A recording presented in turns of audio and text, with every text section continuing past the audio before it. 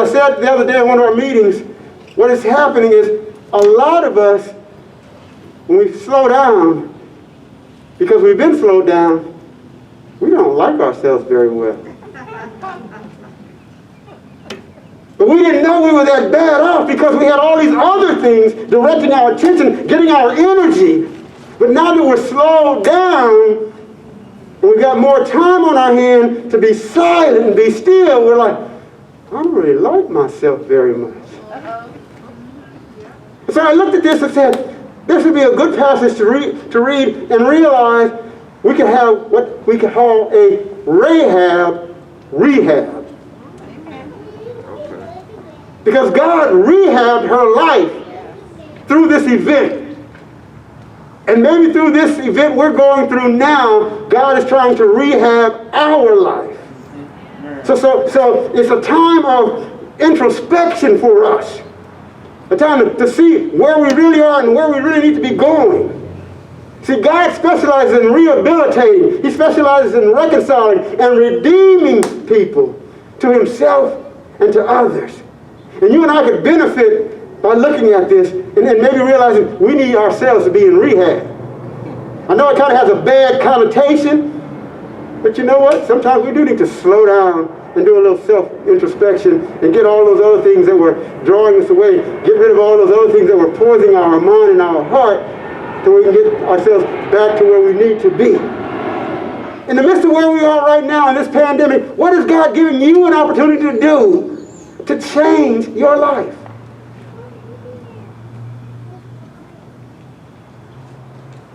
What is God giving you an opportunity to do?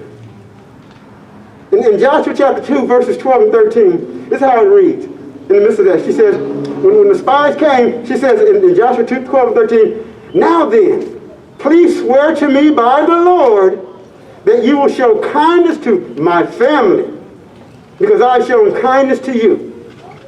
Give me a sure sign that you will spare the lives of my father and mother, my brothers and sisters, and all who belong to them, and that you will save us from death. So she was not only asking that of the spies, she was asking that of God as well. Because life and death is not in the hands of the spies. Life and death is in the hands of God.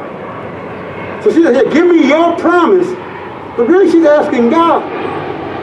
If you read the account, you realize that the people there in Jericho, they had heard of God's people. They had heard God was leading them. And everything that God had done for them, she even said, we've heard it, and it's caused us to melt.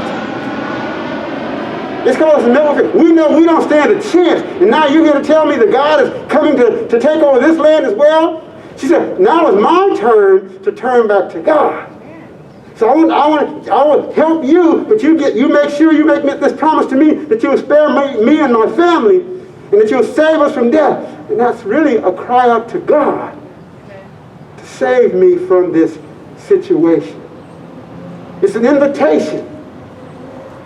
So I don't know where you are in the midst of what's going on right now, friend. You do. But my question to you is like Rahab, will you invite God into your mess? In terms of where you are right now, let me ask this question. Where did you invite God into your life last week? Where did you invite God into your life just last week? That's not too long ago, is it? Or did you invite God into your life at all last week? I mean, think about it. In your times of prayer, meditation, where did you specifically invite God into your life? Because he will answer if you sincerely ask. But you got to invite him in. Remember what Jesus said? I stand at the door and I knock. I knock. God bowls nobody over. God forces no man. Satan does, yes. Not God. God's not going to force his will into our lives. He's not going to force himself into our hearts. We've got to willingly invite him. So where will you invite God into your mess? Now that you've had some time, 6 months, 7 months into this thing now, and you know what? We don't know when we're going to come out of it. But now we've had some time, and hopefully we kind of, seen some things we need to let go, some things we need to improve upon, and so now we have some ideas and issues where we need to invite God into our lives. But have you invited Him?